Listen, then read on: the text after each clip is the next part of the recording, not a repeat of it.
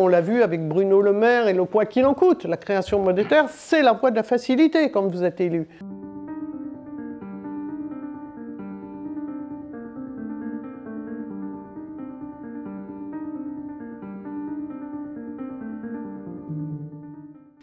Alors nous sommes honorés aujourd'hui de recevoir Simone Wappler dans le cadre de cette nouvelle matinale du contribuable. Simone Wappler qui est une des pionnières de la défense justement des contribuables en France. Vous êtes ingénieur de formation et après avoir travaillé dans l'industrie, vous êtes devenu journaliste et essayiste spécialisé dans l'impôt. Vous avez aussi dirigé la rédaction des publications Agora, spécialisée dans les conseils financiers.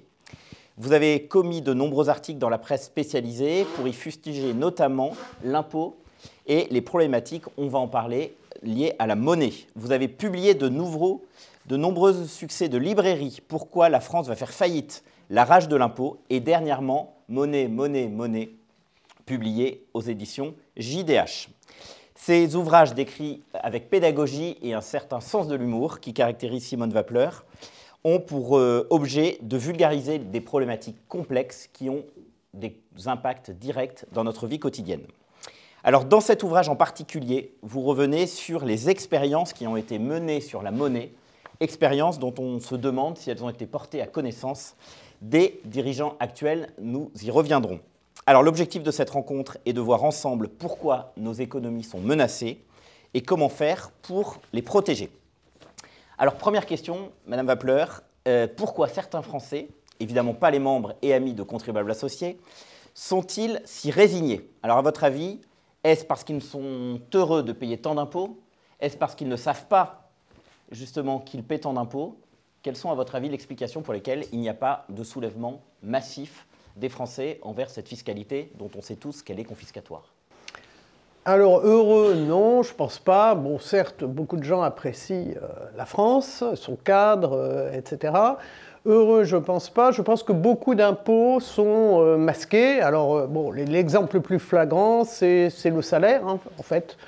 La différence entre le salaire complet, c'est-à-dire celui que voit l'employeur, ce que coûte un salarié à l'employeur, et puis le salaire réel, donc ce qui arrive dans la poche de l'employé. Alors on dit que ce sont des charges sociales, et alors en plus il y a un distinguo entre charges patronales et charges salariales, mais en fait c'est idiot, c'est entièrement payé par le salarié. Et on dit que ce sont des charges, mais on peut assimiler ça à des impôts, puisque c'est un système d'assurance en situation obligatoire et en situation de monopole. Donc j'assimile ça à des impôts. Donc l'exemple le plus flagrant, c'est effectivement le salaire pour ceux qui travaillent et la différence entre le brut patronal, le brut de brut, sans allusion viticole, et le net, qui est plutôt vache maigre. Et puis peut-être que aussi il y a dans le fait de subir ces impôts sans trop de résistance. Bon, il y a la complexité, on rentre dans une espèce de maquis juridique, etc. Alors il y a à la fois une extrême simplicité, quand on pense à la TVA, 20% surtout, bon, ou quelques taux réduits. Mais il y a aussi la complexité du maquis juridique. Il est incroyable que Emmanuel Macron ait pu promettre la disparition de la taxe d'habitation et que les gens aient pensé « chouette, ma taxe d'habitation va disparaître ». Alors c'était bien parce que tout le monde était habitant, mais moins étaient propriétaires. Donc là, c'est typiquement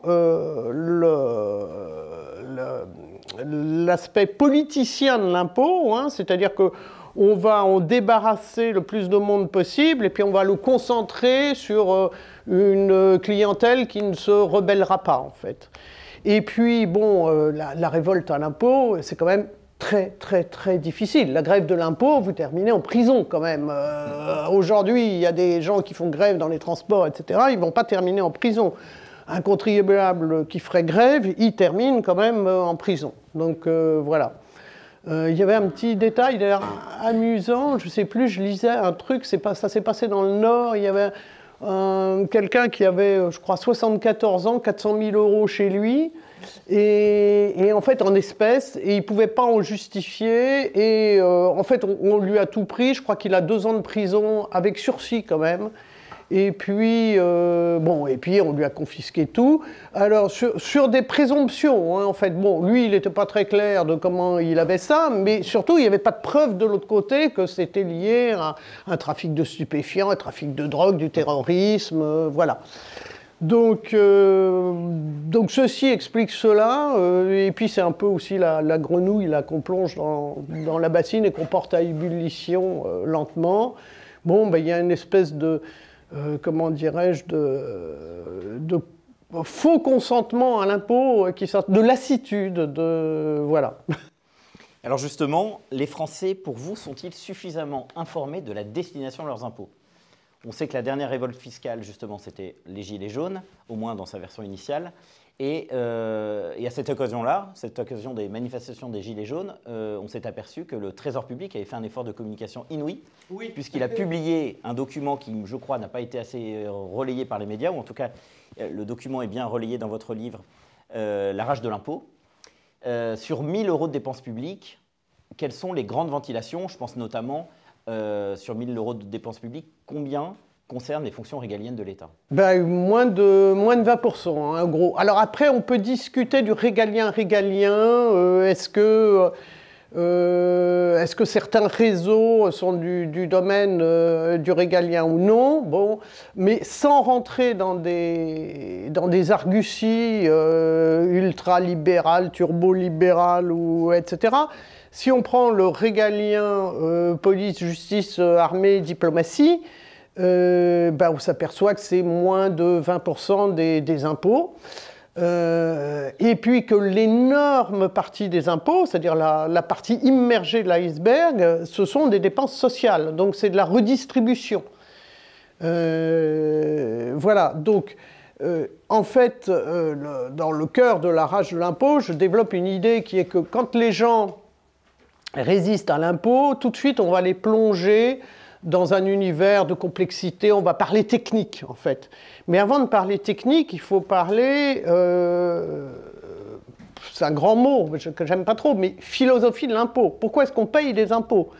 Et en fait, on paye des impôts eh bien, pour voir les missions régaliennes de l'État remplies et bien remplies, et pas autre chose. Et en fait, la justification de l'impôt, c'est que ça serve tout le monde sans distinguo, les pauvres, les riches, les jeunes, les vieux, ceux qui travaillent pas, etc. Et en fait, les impôts qui sont utiles à tout le monde et pas à une minorité quelle qu'elle soit, eh bien, ce sont les impôts qui financent les missions régaliennes. Donc la première, c'est la justice doit fonctionner, y compris la police.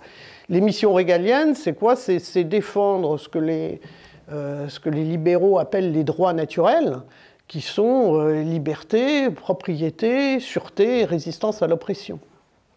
Une fois qu'on est sorti de ça, une fois qu'on pense que l'État doit s'occuper de ce qu'il y a dans notre assiette, de quelle voiture on doit conduire, de comment on doit se chauffer, etc., on n'est plus dans des missions qui intéressent tout le monde, mais on s'adresse à des minorités. Une minorité végétarienne, une minorité écologique, ou peu importe. Et donc l'impôt devient dévoyé. Mais le seul impôt incontestable, encore une fois, c'est celui qui va servir les droits naturels, être au service des droits naturels de tout le monde, sans distinction. Alors justement, pour diminuer les impôts, il faut naturellement diminuer la dépense publique. Vous parliez de philosophie. Vous faites partie d'un courant assez rare en France, qui s'appelle le minarchisme. Est-ce que vous pouvez en dire quelques mots justement pour les amis de contribuables associés? En quoi consiste le minarchisme et en quoi est-ce, à vos yeux, indispensable d'y... Alors, le minarchisme, effectivement, c'est un courant qui prône une intervention minimale de l'État dans la vie des citoyens. Alors, le minarchisme, c'est ce n'est pas l'anarchisme, hein, parce que le minarchiste estime que les missions régaliennes sont nécessaires, utiles, indispensables et qu'il faut y consacrer un certain prix.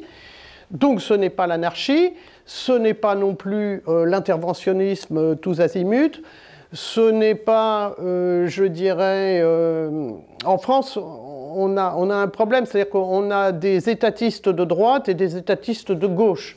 Alors on a des étatistes de gauche, ils s'appellent socialistes, ils s'appellent communistes, et puis on a des étatistes de droite, alors eux ils disent qu'il faut plus de police, plus de justice, plus de ceci, plus de cela. Non, il faut quelque chose qui marche, et qui marche pour tout le monde.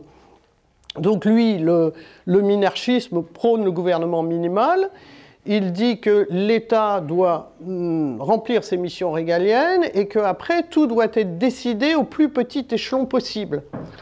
Alors, il s'est produit quelque chose de très surprenant, d'ailleurs, ce week-end, j'ai trouvé, enfin le week-end dernier, quand Madame Hidalgo, maire de Paris, a sollicité les Parisiens pour avoir leur avis sur la trottinette, les trottinettes en libre service. Et là, surprise, d'abord, bon, il y a des gens qui ont voté peu, très peu, hein, on a dit, mais je pense qu'on votait ceux qui étaient concernés, qui devaient avoir un tas de ferraille entre deux tas de poubelles, et ils ont dit, bah non, on n'en veut pas. Bon, alors donc les bobos à roulettes ont été cisaillés par d'autres bobos. Mais Madame Hidalgo a appliqué un concept minarchiste, c'est-à-dire qu'elle a demandé aux gens concernés leur avis sur un sujet donné. Et finalement, chapeau, si ça pouvait donner des idées aux autres, après tout, pourquoi pas. Mais, je ne vais pas faire l'apologie d'Hidalgo, mais voilà. Alors pour vous, justement, on va rentrer un petit peu plus dans la technique. L'un des plus grands dangers auxquels nous sommes confrontés, c'est celui qui consiste à faire croire aux Français, aux populations mondiales, que l'argent tombe du ciel. Alors pour vous, pendant 30 siècles, les systèmes de crédit-monnaie et monnaie-marchandise coexistent, ce qui à vos yeux est relativement sain. Alors, pouvez-vous nous expliquer ce qui caractérise ces systèmes et pourquoi chacun a leur utilité?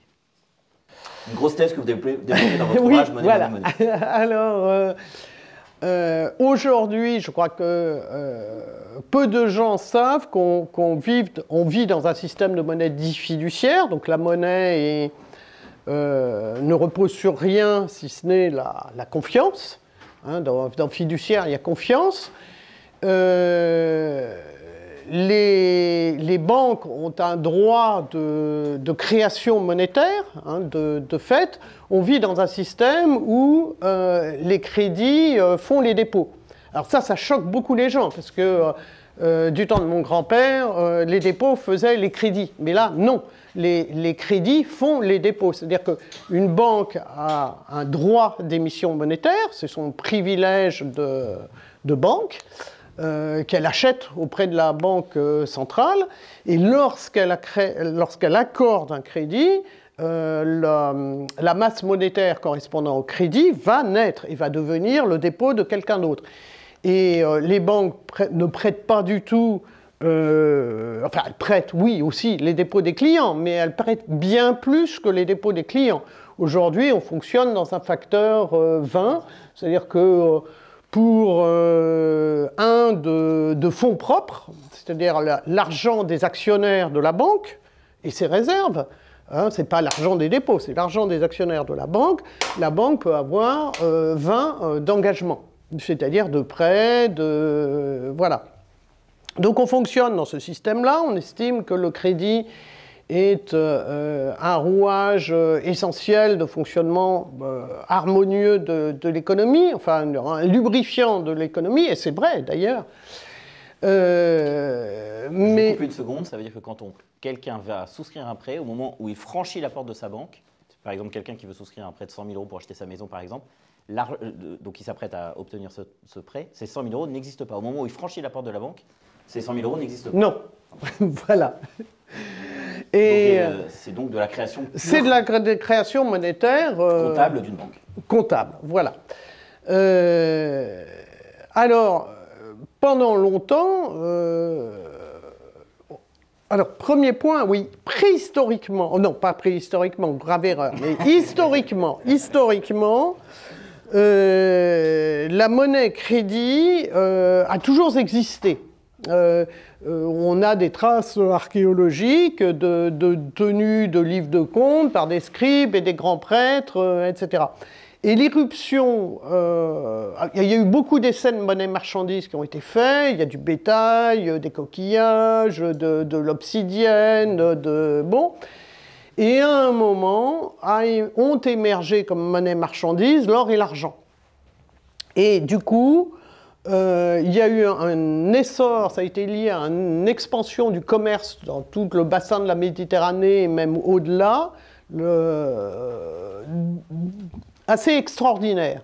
Et donc, le système de monnaie-crédit existait toujours, mais l'or et l'argent prenaient de l'importance.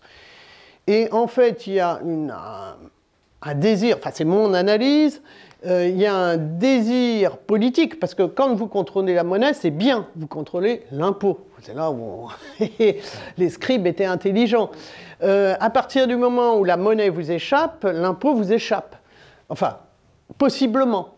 Et donc, il y a toujours eu, depuis, une lutte du pouvoir politique pour remettre la main sur la monnaie, et des marchands, des négociants, des gens qui étaient dans la vie active pour conserver la monnaie marchandise.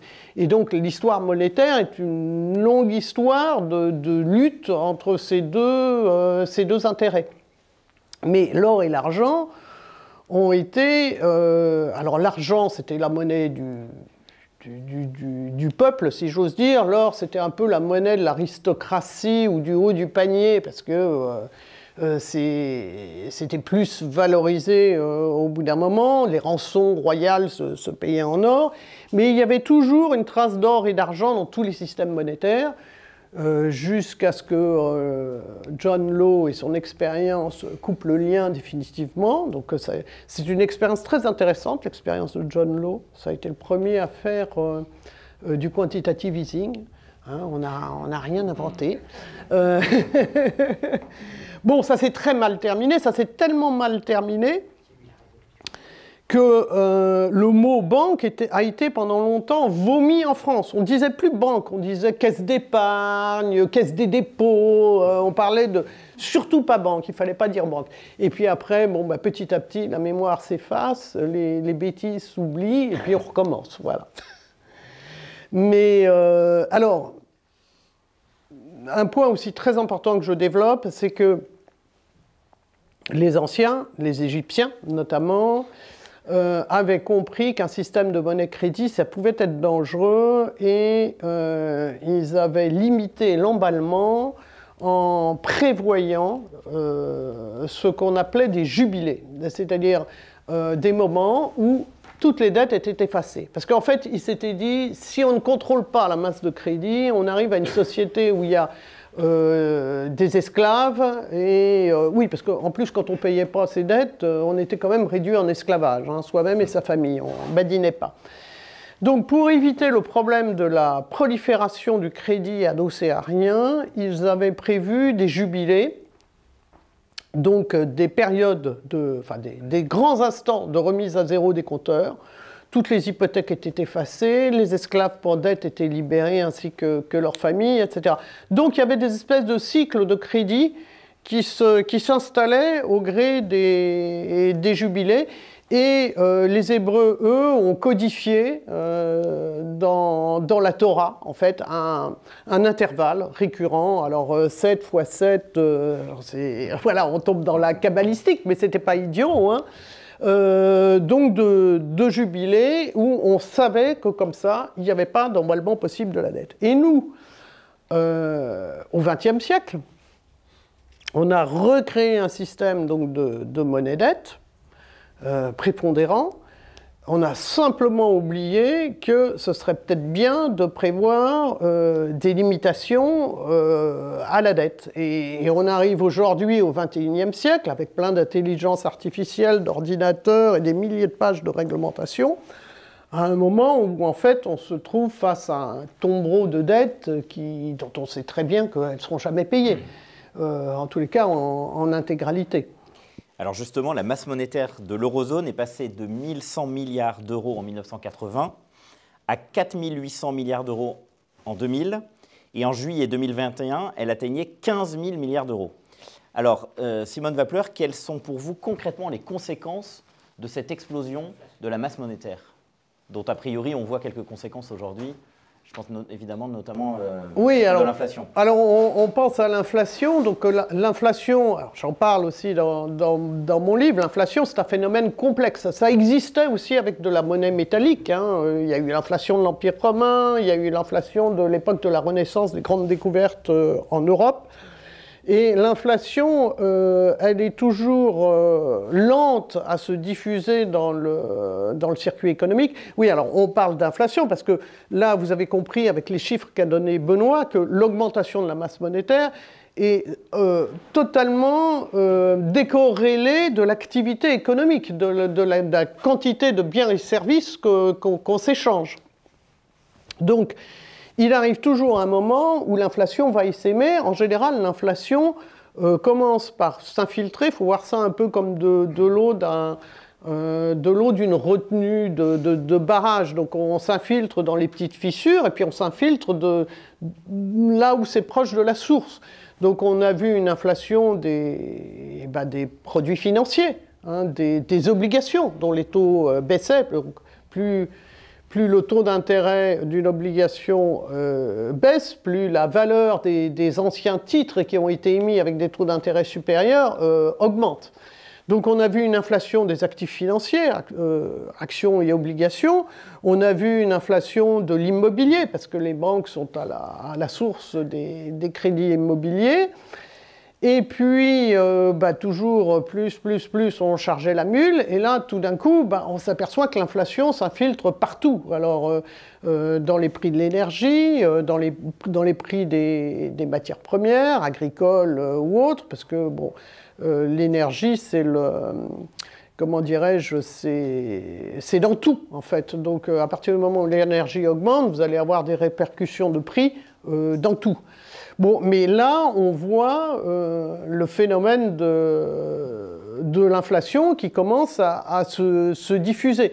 Alors, on vous dit, oui, ça va, c'est fugace, c'est un phénomène transitoire, patati, patata. Non, en fait, on ne retrouve jamais les prix d'avant. Enfin, toute l'expérience historique le prouve. On ne revient jamais au prix d'avant. Il n'y a pas de retour en arrière possible intégral dans l'inflation. Sauf si on efface les dettes. Sauf si on efface les dettes, oui. Alors là, voilà. Mais on arrive à une autre partie de l'histoire. Mais voilà, donc toute création monétaire ne reste jamais impunie. C'est ce que montre, encore une fois, le sous-titre du livre est beaucoup plus parlant que le titre. C'est... Du sumérien au bitcoin, dette et crise monétaire. Voilà. Il n'y a pas de création monétaire qui reste impunie. Et en fait, ça se termine toujours très mal pour le pouvoir en place, parce que dans la mesure où la monnaie était fiduciaire, c'est la confiance dans le pouvoir. Si on sape la monnaie, on a sapé la confiance dans le pouvoir. Donc en général, quand une monnaie est balayée, le pouvoir en place est balayé lui aussi. Et ça aussi, c'est une constante historique. Alors, certes, le pouvoir en place est balayé, et pourtant, on a l'impression que cette création de monnaie se fait naturellement avec la complicité de nos élus. Comment vous expliquez cet acharnement quasiment de nos élus à ne pas voir que les dettes doivent avoir des limites?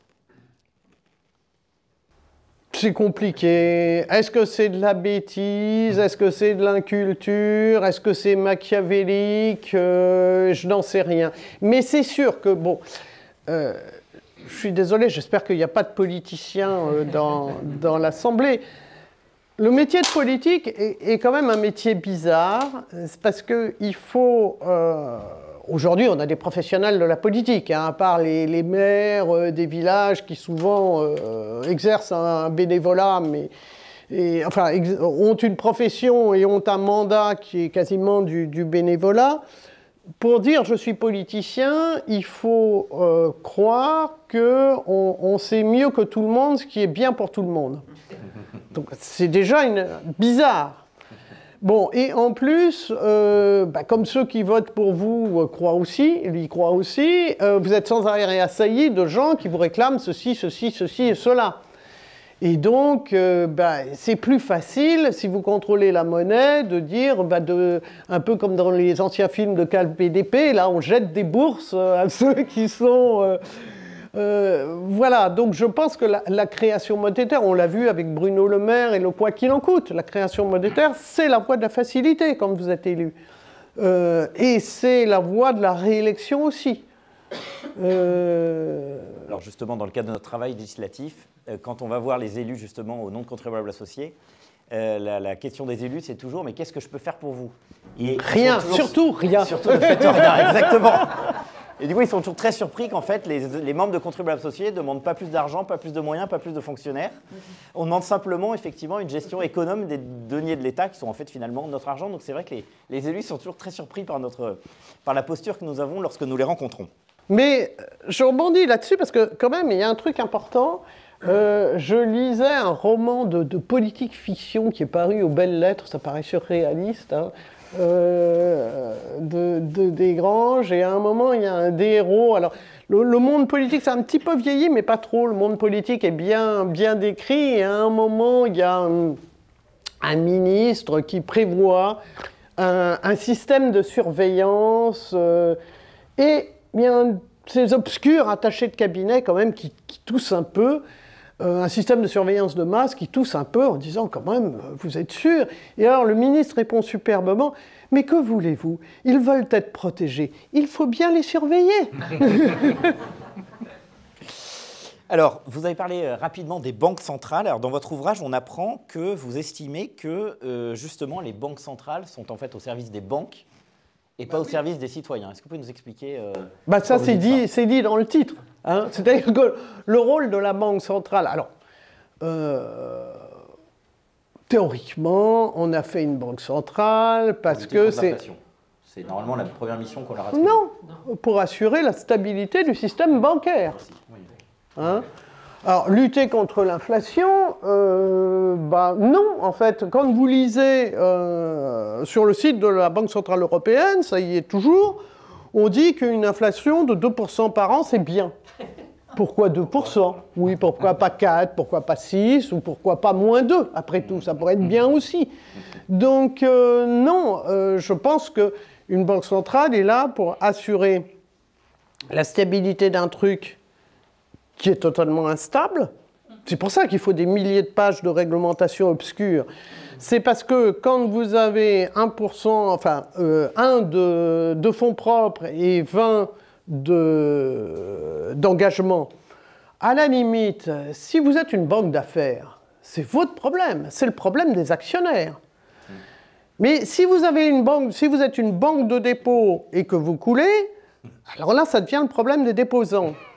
Et comment faire tenir d'aplomb un système donc, qui est complètement déséquilibré en disant aux gens, vos dépôts sont disponibles en permanence, tout le temps, enfin d'ailleurs de moins en moins instantanément, ni en permanence, ni tout le temps, hein, parce que quand vous voulez retirer une somme inhabituelle, on va vous poser des questions, etc. Mais bref, on vous dit, vos dépôts sont disponibles à chaque instant, et en même temps, on a un système hyper instable. Donc il faut faire coexister les deux, d'où la Banque centrale. Mais le coût de... Alors j'ai interrogé ChatGPT là sur le sujet, hein, je me suis amusé parce qu'on était au moment où on avait créé 600 milliards pour les banques, hein, pour la Silicon Valley Bank & Co, 600 milliards de dollars en gros. Dont on a garanti justement les dépôts des épargnants. Pour garantir les dépôts, alors oui, des déposants de la Silicon Valley Bank.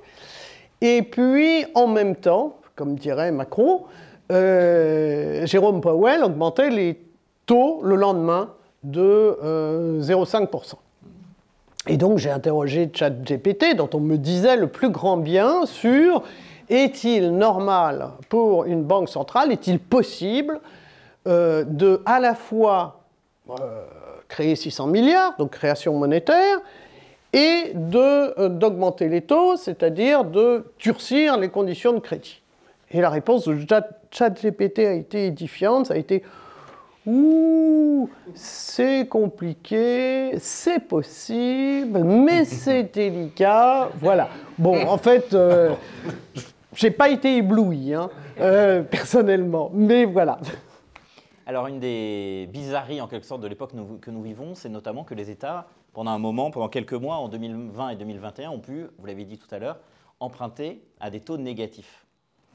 Comment vous expliquez qu'un phénomène comme ça puisse arriver, justement, aujourd'hui? Ben, je ne l'explique pas. Je ne l'explique pas. Contre tout bon sens, contre toute valeur temps. Absolument. Contre, oui, je ne. contre Honnêtement, tout bon sens paysan, on va dire.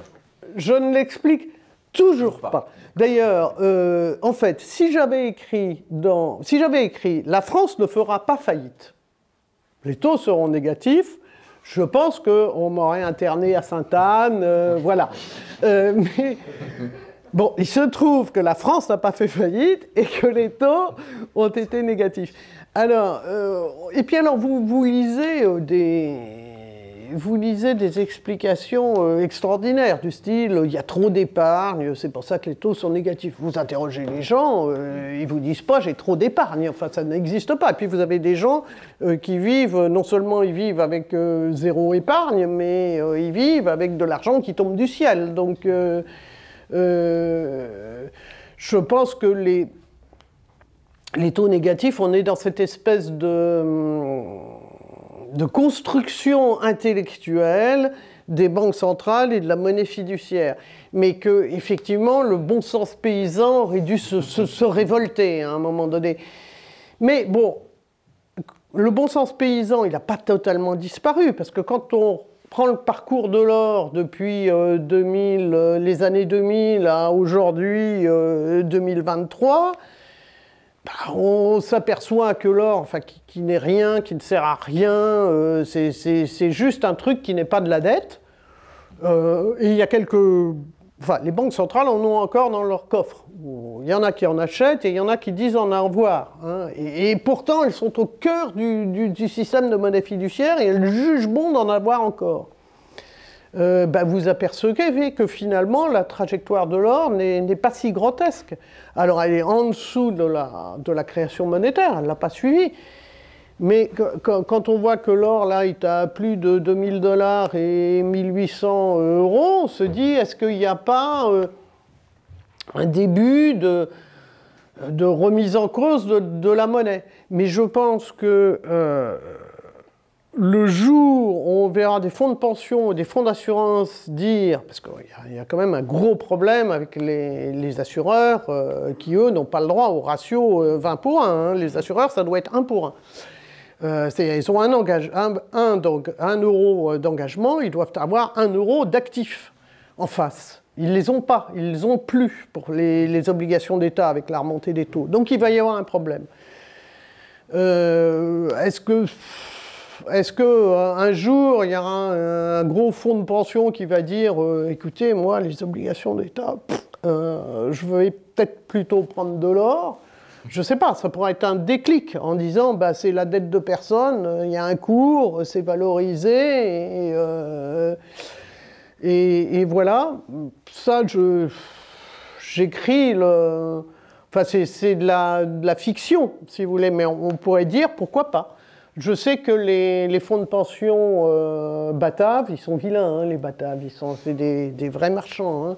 Les Hollandais, ils y pensent, enfin ils en parlent. On en voit des traces, voilà, en disant ouais, une diversification, etc., on va avoir de l'or. Alors si on suit votre logique justement sur la monnaie, ce sera mon avant-dernière question avant de passer la parole aux membres et amis de Contribuables Associés. Alors justement, décentraliser, limiter, hors de contrôle des États. Il est évident que normalement, les crypto-monnaies répondent aux critères de la monnaie, en tout cas que vous souhaitez. Quel avenir vous voyez justement pour les crypto-monnaies? Alors, je n'ai pas du tout de boule de cristal. Disons que je suis très partagé parce que je trouve que quand on lit le white paper qui a présidé à la création des crypto-monnaies, en fait, il a été écrit en réaction à probablement 2 phénomènes que j'explique dans mon bouquin. Un, on a, grâce aux lanceurs d'alerte, On a conscience de la surveillance de masse qu'exerce la CIA grâce à Edward Snowden. Et ensuite, on est dans la création monétaire du quantitative easing consécutif à la crise financière, qui est une crise de surendettement. Hein. Et donc, arrive le white paper des crypto-monnaies, hein, du Bitcoin, disant, ben, moi, en fait, puisque la monnaie, en gros, c'est rien et qu'on fait n'importe quoi avec, eh bien, faisons une monnaie qui n'est rien, tous ensemble, et évitons de faire n'importe quoi avec. Donc, c'est hyper, très alléchant. Alors, si on revient dans l'histoire de la monnaie, en fait, il y a toujours eu deux conceptions de la monnaie. Il y a eu la conception platonicienne, Platon, c'est l'ancien, qui dit la monnaie, c'est une convention sociale, et ça peut très bien être rien, et il n'y a pas besoin de marchandises. Et il y a la conception d'Aristote, lui c'est le jeune, curieusement, mais il y a eu quelques faillites de cités grecques entre-temps. Et Aristote dit non, pas du tout, la convention sociale ça ne suffit pas, et la monnaie doit être marchandise. Et ces deux idées s'affrontent toujours hein, au fil des siècles. Donc le seul inconvénient de Bitcoin, c'est que il n'y a pas de marchandises derrière. Alors on va me dire, il y a des réseaux, il y a machin, il y a de l'énergie. Non, il n'y a pas de marchandises. Hein, mais d'ailleurs, les banques centrales ont arrêté de dire que Bitcoin c'était rien, parce qu'au fur et à mesure qu'elles expliquaient que Bitcoin c'était rien, les gens comprenaient que la monnaie qu'elles émettaient c'était rien aussi. Donc on a arrêté d'en discuter. Non, ce qui me déçoit un peu plus, c'est le fait que Bitcoin, enfin l'adoption du Bitcoin soit si lente par rapport à celle d'Internet, des réseaux. Alors je m'explique, vous vous promenez dans le quartier, vous poussez la porte d'un magasin et vous dites est-ce que je peux payer en Bitcoin? Je pense pas, dans la plupart des boutiques, enfin c'est rare les boutiques où vous voyez Bitcoin accepté. Donc je trouve que la rapidité d'adoption du Bitcoin me déçoit un peu. Voilà. J'aimerais que ça marche, j'aimerais tellement que ça marche, parce que d'abord c'est bon, la concurrence c'est bon. C'est bon en tout. Là, je veux dire, un bon système ne doit pas avoir peur de la concurrence. Là, il doit y avoir de la concurrence monétaire. Bitcoin est la monnaie de personne, comme l'or est la monnaie de personne. C'est la dette de personne, comme l'or n'est la dette de personne. Et ce serait bon d'avoir des monnaies apatrides en concurrence. J'aimerais beaucoup. Bon, mais j'ai pas de boule de cristal, je suis un peu vieille, voilà, je ne sais pas. Dernière question, Simone Wappler. Alors justement, pour les contribuables que nous sommes tous, puisque chaque Français paie des impôts, ne serait-ce parce qu'il achète des produits, donc il paie la TVA, est-ce que vous appelez de vos vœux le fameux jubilé dont vous parliez tout à l'heure et que certains anciens ont pratiqué? Ou est-ce que vous pensez qu'il est tout simplement inéluctable, que vous le souhaitiez ou non? Je pense qu'il sera inéluctable. Alors, ce ne sera peut-être pas un jubilé, ça ne va pas porter le même nom, ce sera peut-être... Alors, de l'hyperinflation, je me pose des questions, parce justement, avec les monnaies numériques, on veut enfermer les gens maintenant dans les canaux numériques. Hein. C'est-à-dire qu'il n'y aura peut-être même pas une fuite possible vers les billets de banque, voilà. Ce qui est sûr, c'est que beaucoup de porteurs de dettes seront remboursés en monnaie de singe, que ce soit d'une façon ou d'une autre. Où on leur dira, votre épargne est inaccessible, c'est la loi Sapin pour les assureurs. En fait, on a vu là, avec les difficultés des banques, les dépôts seront garantis. Pour moi, c'est une évidence, les dépôts seront garantis, parce que sinon, le mythe s'effondre. Si on arrête de dire que les dépôts sont garantis, le mythe de votre argent est en banque et il vous appartient et il est disponible à première demande, ce mythe-là va s'effondrer. Donc, à mon avis, les dépôts seront garantis. Alors peut-être qu'on va dire au-delà de 100 000, ou on va plumer les gens, on va plumer les gros qui ne se plaignent pas. Mais je pense que les dépôts seront garantis. Maintenant, l'assurance vie, en euros, c'est un autre problème. Et là, on va dire aux gens, non, d'abord, la loi Sapin permet de différer, de geler les demandes d'avance, remboursement, etc. Alors, activer la loi Sapin, ce serait la panique aussi.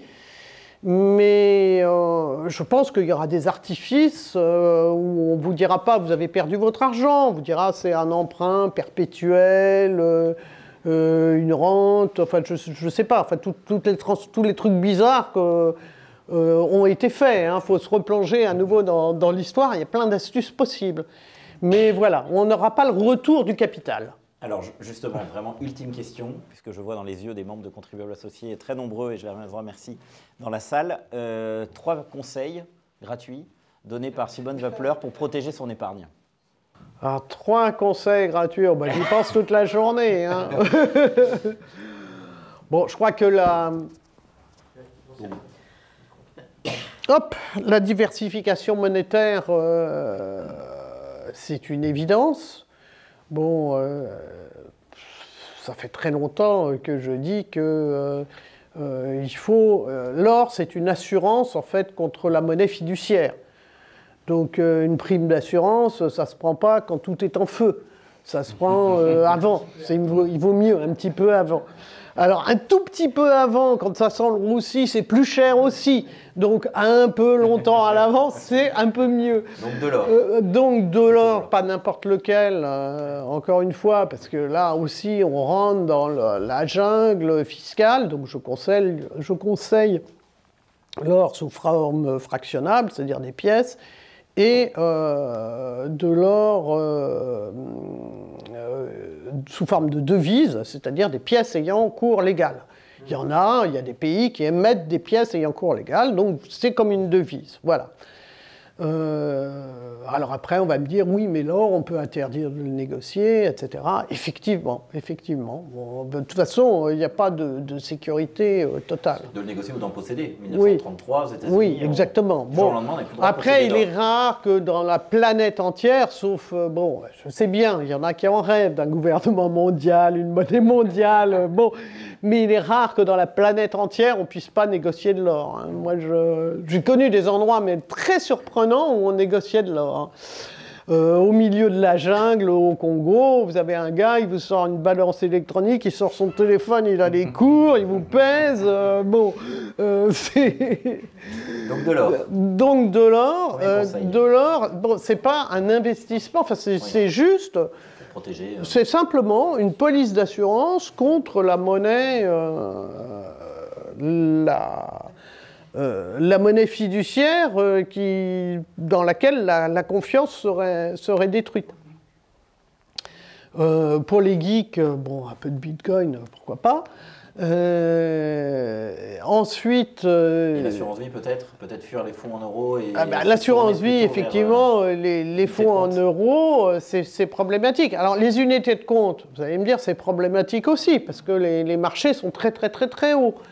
Ils ont digéré 2008, ensuite ils ont digéré l'affaire de la pandémie du Covid où on allait tous mourir, ensuite ils ont digéré la guerre en Ukraine et ils viennent de digérer les premières faillites bancaires. Alors vous me direz, bon, c'est difficile d'aller faire son choix dans des actions, mais bon... je pense qu'avec un peu de bon sens, on peut se dire qu'il faut toujours prendre ce qui est le plus méprisé. Une bonne stratégie d'investissement, c'est de s'intéresser à ce que les gens méprisent à tort. Hein, c'est pas d'aller à contre-courant de la masse, parce qu'on dit investissement contrarien, non, c'est pas investir dans la dentelle ancienne, c'est pas ça. C'est essayer de réfléchir qu'est-ce qui aujourd'hui est injustement méprisé. Eh bien, je pense qu'aujourd'hui, il y a un secteur qui est injustement méprisé, c'est le secteur pétrolier. parce que on peut dire ce qu'on veut, mais le pétrole, c'est quand même utile. Et aujourd'hui, avec l'investissement socialement responsable, les énergies vertes, les énergies renouvelables, etc., les fonds verts et tout, les investissements dans le pétrole ont énormément diminué. Et puis, les entreprises pétrolières, alors les vraies, hein, je parle d'entreprises pétrolières qui ont les mains dans le gras et qui s'intéressent au pétrole, pas celles qui vous vendent qu'elles vont se reconvertir dans les énergies renouvelables. Donc ces entreprises-là, elles ont de plus en plus de mal à lever de l'argent. Alors elles ont compris que c'était même pas la peine de communiquer, de faire de la pub, etc. Donc tous les frais annexes sont dégraissés jusqu'à l'os. Elles se concentrent sur leur cœur de métier, qui est de pomper du pétrole. Et je pense qu'il y aura un retour de manivelle très très très sérieux quand on va s'apercevoir de la fantasmagorie des énergies renouvelables et qu'on va redécouvrir que finalement, l'hydrocarbure, c'est une énergie quand même pas si mal en efficacité-coût. Donc, pourquoi pas, par exemple, le secteur pétrolier et gazier, c'est un secteur auquel je m'intéresse et que je regarde. Encore une fois, il n'est pas question d'investir dans du Total ou dans du... il y a eu, British Petroleum, là, qui a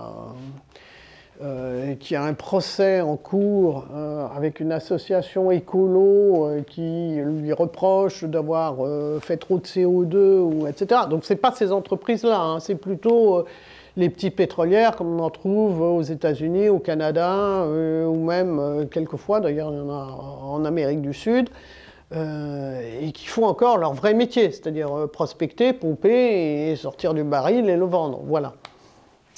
Très bien, merci beaucoup Simone Wappler. On va passer à 3 questions des membres de Contribuables Associés qui n'ont pu notamment pas être là aujourd'hui puisque, à nouveau, nous sommes le 6 avril et c'est encore un jour de grève. Alors la première question qui vous a été adressée par un de nos membres, c'est: pensez-vous que l'argent liquide va disparaître? Et si c'était le cas, quelles en seraient les conséquences? Alors, penser, c'est un bien grand mot pour moi, mais bon, il est évident que les autorités, au sens large, aimeraient la disparition de l'argent liquide. L'argent liquide, eh bien, c'est le paradis fiscal du pauvre. Les riches ont des experts comptables, des avocats, ils font du cum-cum, voilà, avec les banques. Bon, le pauvre, lui, le modeste, le besogneux, on ne va pas dire pauvre, mais voilà, le besogneux, lui, son paradis fiscal, c'est le cash. Donc, paradis fiscal, déjà, on sent une volonté de supprimer tout ce qui pourrait être paradis fiscal. Donc, c'est certain que les autorités y poussent. La résistance, alors c'est sûr que je vis plus de la moitié du temps dans le pays descendant, comme disait joliment François Hollande, c'est-à-dire dans le centre, à la campagne, en zone rurale, dans le territoire, voilà, j'ai trouvé le bon mot, dans un territoire. Bon, alors dans le territoire, le cash circule. Hein. Il y a le cash et le troc. Hein, voilà. Et on n'est pas dans des régions ultra riches. C'est pas les grands céréaliers de la Beauce, voilà. Quand je vois les jeunes, beaucoup de jeunes ont 0 espèce sur eux. C'est plastique monnaie. Parce qu'en fait, c'est ça.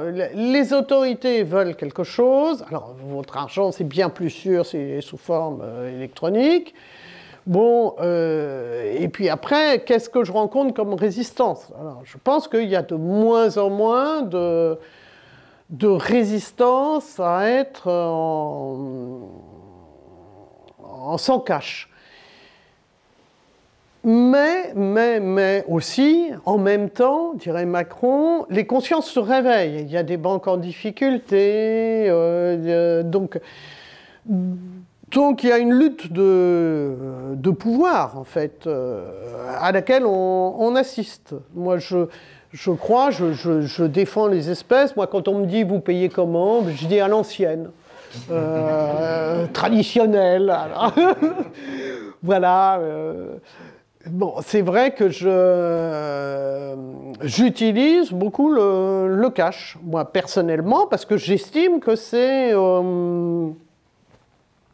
comment dirais-je, c'est comme les espèces protégées, quoi. C'est de faire quelque chose pour les espèces protégées. Mais encore une fois, je suis pas grand-chose. Après, ça doit venir des gens, en fait. Ça doit venir de chacun. Je pense...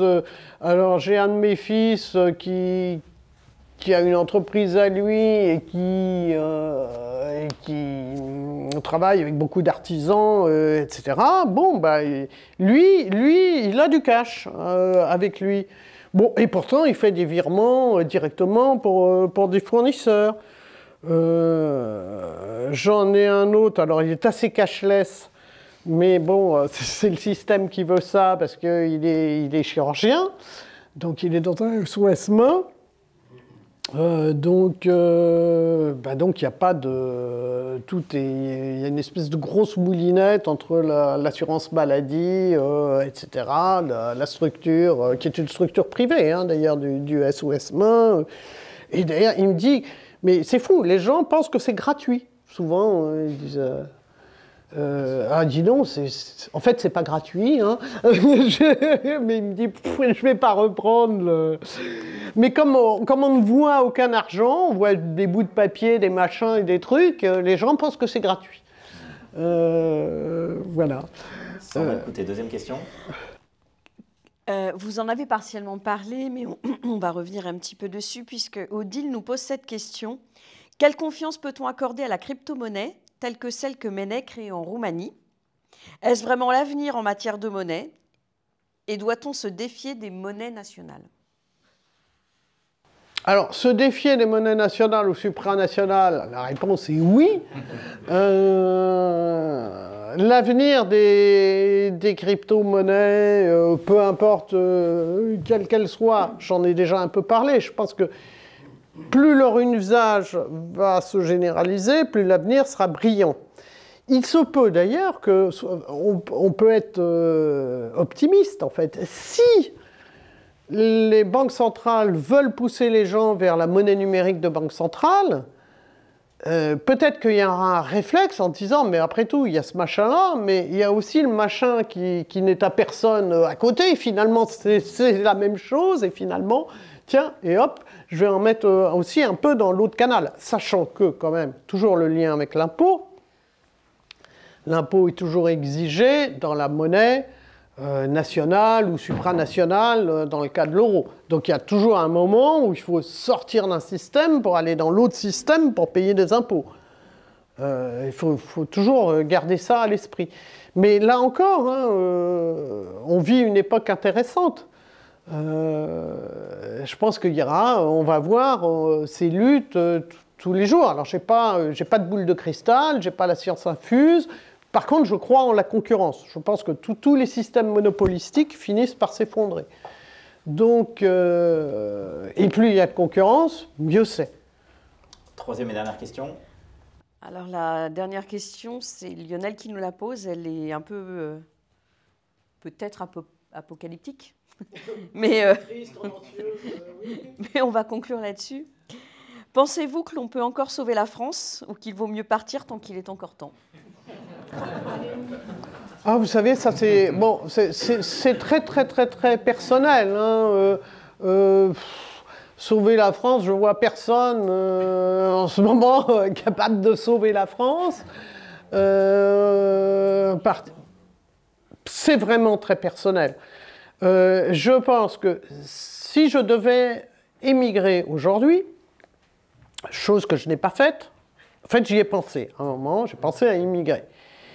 Et je me disais, voyons, quels sont les pays réellement vaccinés contre le socialo-communisme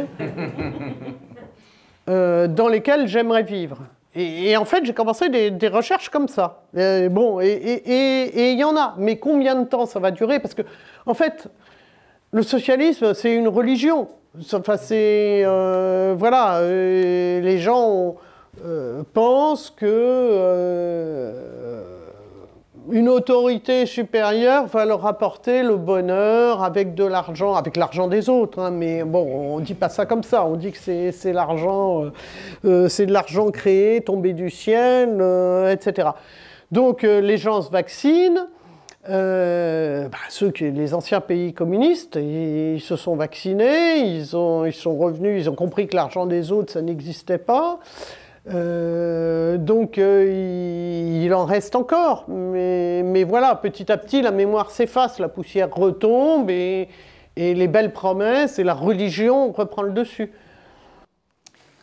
Merci, je vous propose de passer aux questions de la salle. Je ne sais pas s'il y a un micro qui circule. Ah, c'est le vôtre alors. Qui veut poser la première question, madame? Oui, bonjour, Monique Trapenard. Vous ne nous avez pas dit dans quel pays vous aviez songé à... Oui, alors je me souviens plus, c'est un peu vieux. Je me souviens plus. Alors, les pays de l'Est, notamment un qui refuse l'euro, d'ailleurs, en disant ouh, on a déjà donné le truc. Donc, très honnêtement, je me souviens plus. J'avais fait le tour de la question. Bon, l'Amérique du Sud, quand même, je m'en méfie. Il n'y en avait pas beaucoup, hein, parce qu'après, il y a vos goûts personnels. Est-ce que vous êtes sensible à la nature ou pas? Moi, les villes impériales, etc., les grandes architectures, ça ne me plaît pas trop. Récemment, j'ai été en Tchécoslovaquie. Les gens sont, il y a l'euro, hein, les gens sont assez vaccinés quand même contre le socialo-communisme encore. Hein, ils m'ont paru très lucides en fait. Et notamment les positions sur la guerre en Ukraine, etc., me paraissaient beaucoup plus lucides. Les positions des gens, hein, que ce soit, alors c'est un peu une vie de touriste, donc vous rencontrez quoi, des guides, des restaurateurs, le gars lambda, on prenait quand même le métro hein, à Prague, mais bon, la personne lambda du coin, l'entrepreneur, bon, ils avaient l'air assez lucides encore. Bon, après, je veux dire, il y a une question de climat, et puis où sont vos familles, où est votre centre d'intérêt affectif, enfin, il y a plein de choses à prendre en compte. Mais pour un jeune, je veux dire, qui démarre avec des jeunes enfants, je regarderai justement les pays les plus vaccinés contre le socialo-communisme et avec la politique fiscale la plus saine possible. Monsieur, juste le micro. Depuis 10 ans, les jeunes autour de moi monsieur, ont beaucoup précisé le Canada et l'Australie. Donc tous pays anglo-saxons et non l'Amérique du Sud et non l'Europe. Autre question, monsieur? Non, je n'ai pas besoin de micro. Si, parce que pour les internautes. Voilà, alors j'obéis, c'est bien comme ça. Vous avez parlé de l'or comme moyen de diversification. Quid du franc suisse?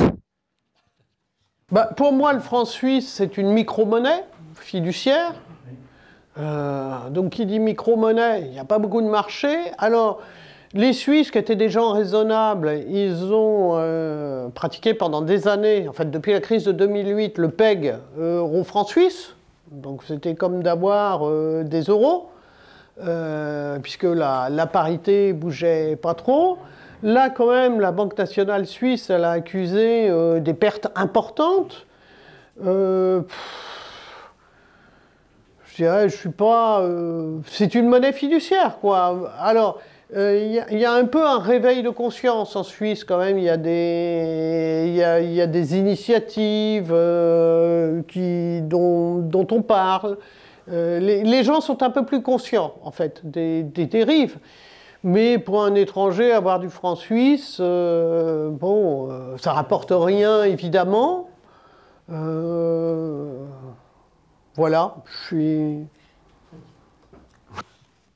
Autre question, monsieur? Merci. La loi Sapin est l'épouvantail qui fait peur à toutes les personnes notamment qui ont une assurance vie. En euros. En euros. Voilà. En euros. Alors, si vous pouviez bien préciser, c'est justement la grande découverte que j'ai faite aujourd'hui, c'est que ça concerne donc le risque est pour l'assurance vie en euros, pas l'assurance vie en unité de compte. Oui. Alors, donc dans ce jargon, en euros, ça veut dire un fonds d'obligation à capital garanti. L'assureur vous dit, monsieur, vous avez déposé 100, et si vous voulez 100 dans un intervalle de temps convenu, vous retrouverez 100. Les fonds en unité de compte, ce sont des fonds investis sur des actions, des produits, alors ce sont des fonds investis sur des fonds en actions. Alors l'assureur a soit lui-même, il constitue ses fonds en actions, soit il fait appel à des gérants de fonds, voilà. Et là, on vous dit, monsieur, c'est extrêmement dangereux parce que le capital n'est pas garanti. Voilà. Et donc, vous avez tous les dangers des marchés actions. Alors que, avec le fonds à capital garanti, ce sont des obligations, monsieur ou madame, des obligations d'État, et un État ne fait jamais faillite, bien sûr. Un État ne fait pas faillite. Il est en défaut de paiement, etc., mais il n'est pas en liquidation, en fait. Alors, pour les fonds à capital garanti, comment fonctionne un assureur? Un assureur, donc s'il a 1 euro d'engagement, il doit avoir 1 euro d'actif en face. Autrefois, du temps de mon grand-père, les assureurs, ils assuraient plein de trucs, et ils avaient par exemple de l'immobilier en face.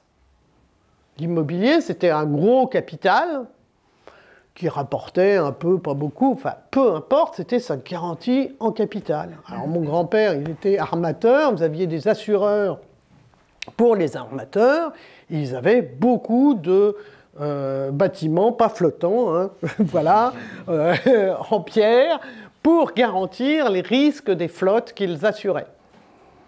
Et puis avec l'époque de la monnaie dette, etc., on a dit oh, tout ça c'est pour grand-papa, et puis votre immeuble, là, ça ne vous rapporte rien, donc prenez donc de la dette d'État, c'est solide, c'est robuste, nous ne ferons jamais faillite, et en plus, avec des taux d'intérêt, donc ça vous rapporte un petit quelque chose tranquille, en dormant sur vos 2 oreilles. Problème d'aujourd'hui, c'est, alors ça, c'est le marché obligataire. D'abord, ça fait 40 ans que les taux baissent, hein, en gros. Donc, alors ça, c'est pain béni sur le marché obligataire, parce que si vous avez une obligation qui a été émise à une période donnée avec un taux de 5% et qu'aujourd'hui, le taux qu'on vous offre est de 3%, votre obligation gagne en valeur, le titre. Tout le monde veut un titre qui rapporte 5%, puisque si on se tourne sur le marché, on ne trouve que du 3%. Donc les gens sont prêts à acheter plus cher. Là, 40 ans plus tard, extraordinaire, les taux remontent. Alors, très peu de gérants ont l'habitude, hein, 40 ans, vous voyez les manifestations pour les retraites, vous avez très peu de gérants d'actifs financiers qui ont l'habitude de remonter des taux. Hein, ils ont baigné dans une ambiance rose et sympathique de baisse de taux. Donc quand les taux remontent, votre titre obligataire baisse.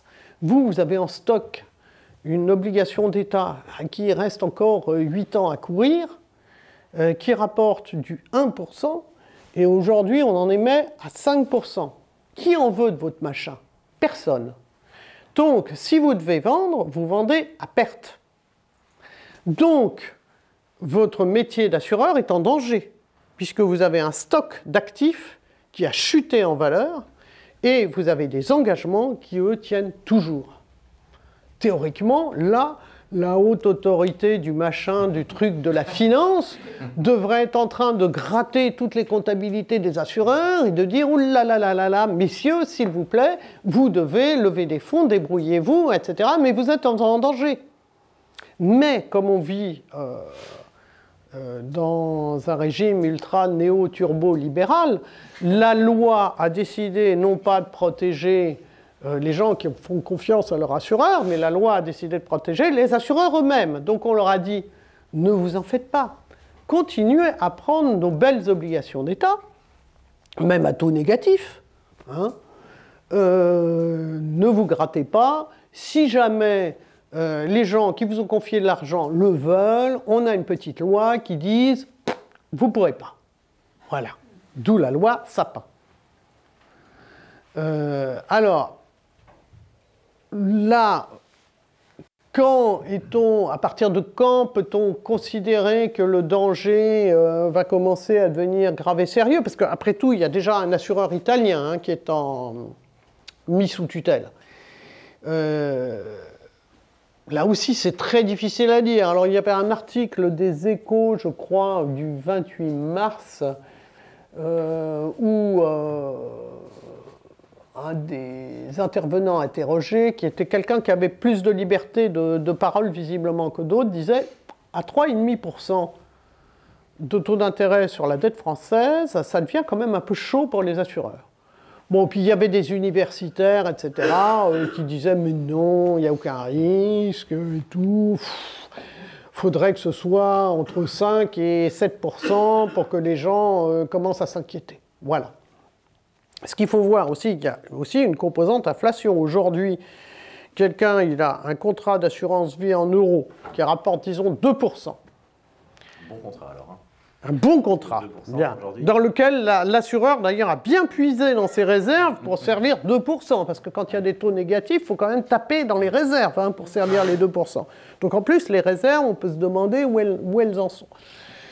Donc il a ce beau contrat à 2%, et puis il s'aperçoit, comme ça, il regarde son banquier, etc., tout le monde lui propose du 5%, et en plus l'inflation est à 7%, l'inflation estampillée INSEE, labellisée INSEE, elle est à 7%, donc plus les écarts vont augmenter, plus cette personne va être tentée de trouver son assureur et de dire « dites donc, un petit remboursement, s'il vous plaît, etc. » Pour le moment, on voit pas trop de demandes de remboursement ou d'avance sur contrat, parce qu'il y a aussi beaucoup de cas où les gens pouvaient avoir une avance sur contrat. Mais c'est à surveiller. Bon, il n'y a pas le feu au lac, comme diraient les Helvètes, mais bon, ça peut sentir le roussi assez vite. Voilà. Monsieur. Pour protéger son épargne, n'est-il pas intéressant d'acheter des actions défensives internationales? Oui, why not?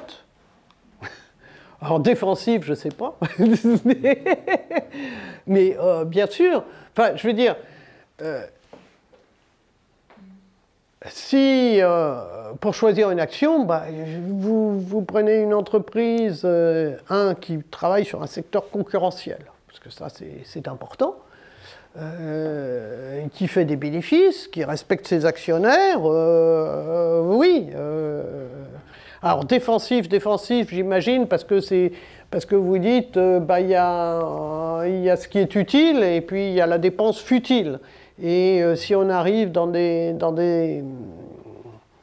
vers une récession, etc., bon, les gens vont couper la dépense futile et vont se concentrer sur ce qui est utile. Peut-être, peut-être pas. Pendant la crise de 29, on a vu le grand essor de Walt Disney. C'était futile. Et puis, je ne sais plus de quel confiseur. C'était futile. C'était futile, il y avait de la concurrence, mais les gens étaient malheureux, ils avaient besoin de futile aussi.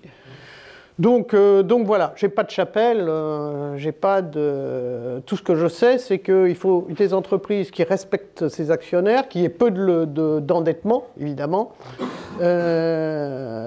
et qui soient sur des secteurs concurrentiels. Je me méfie comme de la peste. Alors on vous dit que un fournisseur les gens sur les réseaux, les utilities, etc., c'est extraordinaire parce que c'est une rente. Bon, bah, si vous choisissez d'être actionnaire, vous n'avez pas envie d'avoir une rente. Et puis en plus, une rente, elle est accordée par quelqu'un. Et ce quelqu'un, c'est l'État. Et on parle en fait d'une crise ou d'une étape suivante dans la crise qui sera une crise monétaire, donc une crise de l'État et du secteur public. Voilà. En gros, une philosophie. Est-ce qu'il reste une ou deux questions? Vous êtes imparti, monsieur.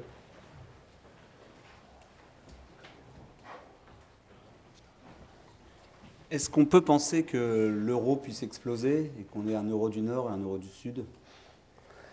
Oui, alors ça, c'était effectivement les théories de ce très respectable Kerber, allemand, que l'euro puisse exploser. Alors, c'est pas du tout l'intérêt des autorités, encore une fois. Donc, ils feront tout pour qu'il n'explose pas. Un euro du Nord ou un euro du Sud, bon, c'est sûr que, alors aussi, comme dit Charles Gap, il y a les buveurs de bière et les buveurs de vin. Buveurs de vin, on est plutôt pour la retraite par répartition et pour l'argent gratuit. Et buveurs de bière, on est plutôt pour la retraite par capitalisation et un sou est un sou. Et voilà. Et on croit moins aux belles promesses. On s'enivre moins avec les belles promesses. On peut voir des choses du style un euro à l'ancienne coexister avec d'autres euros de différentes coalitions. Pourquoi pas? Mais tant que je pense que à partir du moment où on dit un euro du Sud et un euro du Nord, ça veut dire qu'on dit que la monnaie commune n'est pas possible. Si la monnaie commune n'est pas possible, il faut en revenir aux conditions de savoir pourquoi la monnaie commune est possible. Si, comme le préconise Kerber, on fait voter la règle d'or pour les gens qui adhèrent au nouvel euro, alors la règle d'or, ça veut dire que je n'ai pas le droit de programmer du déficit. Je lève les impôts qui correspondent à mes belles promesses. Là, je pense qu'on ne va pas trouver grand monde. On va trouver quelques Bataves, quelques Teutons, peut-être quelques Autrichiens, et puis voilà. Et puis après, les buveurs de bière, les buveurs de vin s'enivreront de leur côté. Mais chacun de leur côté. Les uns avec du Bordeaux, les autres avec du vin italien, les troisièmes avec du vin voilà, du espagnol ou portugais. Donc ça ne vous semble pas raisonnable de penser ça aujourd'hui? Vous ne voyez pas? Je ne vois pas se dessiner comme ça. Non. Je pense qu'on est plus en train de pousser la monnaie numérique de avec le flicage, la note de crédit social, etc., etc. Est-ce qu'il y a une dernière question? Monsieur. Comme personne n'en pose, je me permets d'en poser une seconde. Je voudrais juste savoir, je suis très étonné par le fait que les agences de notation n'aient pas plus dégradé la note de la France. Alors, je pense qu'il y avait une dégradation de l'une des agences du temps de Sarkozy, mais depuis, je crois qu'il n'y en a pas eu. Donc, comment se fait-il qu'avec notre taux de dette, en fait, on n'ait pas une note épouvantable et qu'elle soit très bonne? Alors, c'est une bonne question, parce que pour les banques, par exemple, pour les banques, il y a aussi des agences de notation pour la dette des banques. Elle dormait. Que faisait-elle depuis le début de la hausse des taux? Elle dormait. Pour les assureurs, vous avez des agences de notation, vous avez le Haut Conseil là, de la stabilité financière, des machins, des trucs et des bidules. Mais tous ces gens, mais que font-ils? Ils sont en pièces. Je sais pas, ils dorment sur leurs deux oreilles.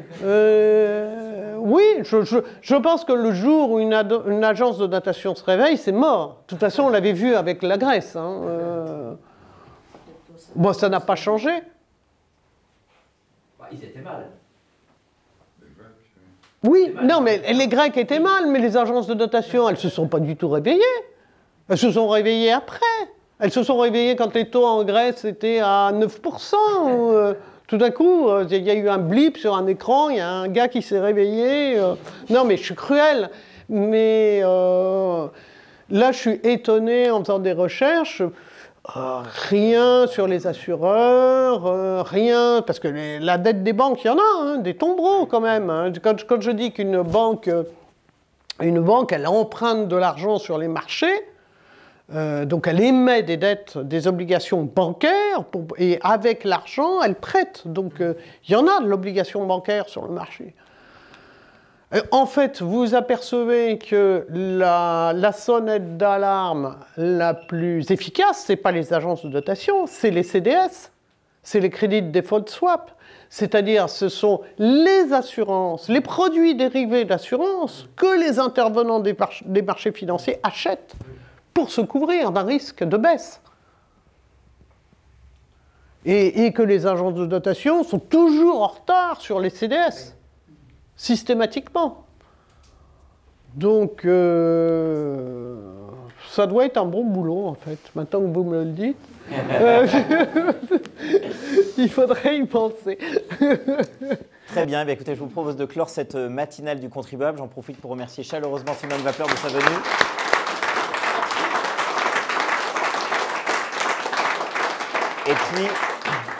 Et puis inciter tous les internautes à rejoindre l'équipe, les 350 000 membres de contribuables associés, en vous rendant sur notre site touscontribuables.org pour faire en sorte justement de faire pression sur les élus pour exiger une gestion économe des deniers publics, de telle manière que des gens de qualité comme Simone Wappler, des entrepreneurs, restent en France, puisque je sais que vous êtes attachés à notre pays, qu'ils n'hésitent plus à rester en France pour que la France, enfin, quitte l'étiquette peu appréciée d'enfer fiscal. Merci encore pour votre attention et à bientôt. Au revoir.